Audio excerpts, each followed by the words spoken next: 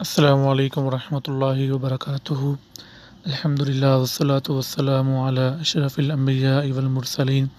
نبینا محمد وعلی آلہ واصحابہ اجمعین، اما بعد۔ آج ہم اللہ کے فضل و کرم سے کتاب التوحید میں سے ایک حدیث بیان کریں گے، جس کو حضرت ابو سعید خدری رضی اللہ تعالیٰ عنہ بیان کرتے ہیں کہ اللہ کے نبی محمد رسول اللہ صلی اللہ علیہ وسلم نے بیان فرمایا،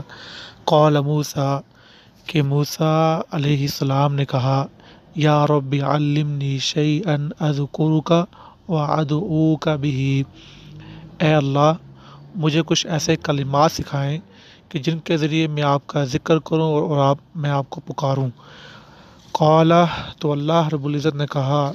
قل یا موسیٰ، اے موسیٰ علیہ السلام آپ کہیں، لا الہ الا اللہ،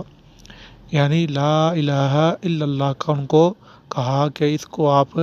بطور ورد اپنائیں، اس کا ذکر کیا کریں۔ قال، تو حضرت موسیٰ نے کہا، کل عبادک یقولون ھذا، اے اللہ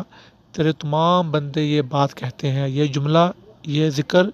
تمام بندے کہتے ہیں، تو ان کا مقصد تھا کہ مجھے کوئی خاص چیز بتائیں۔ قال یا موسیٰ، تو اللہ رب العزت نے کہا، اے موسیٰ، لو ان السماوات السبع وآمرہن غیری والارضین السبع فی کفۃ، اے موسیٰ علیہ السلام اگر جو کچھ زمین و آسمان میں ہے، ساتوں آسمان اور جو کچھ ان میں ہے مخلوقات میرے علاوہ، اور ساتوں زمینیں اگر ایک ترازو کے ایک پلڑے میں ان کو جو ہے بندہ رکھ دے، اور ولا الہ الا اللہ فی کفۃ، اور جو کلمہ ہے لا الہ الا اللہ اس کو دوسرے پلڑے میں رکھ دے، مالت بہن لا الہ الا اللہ، تو مالت بہن وہ ہلکے پڑ جائیں گے، یہ دونوں جو جس پلڑے میں ساتوں زمینیں اور آسمان ہے وہ ہلکے پڑ جائیں گے، اور کلمہ توحید لا الہ الا اللہ بھاری پڑ جائے گا۔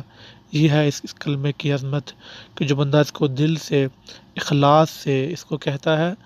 تو یہ کلمہ اس کے لیے کافی ہے۔ ھذا ما عندی واللہ اعلم بالصواب۔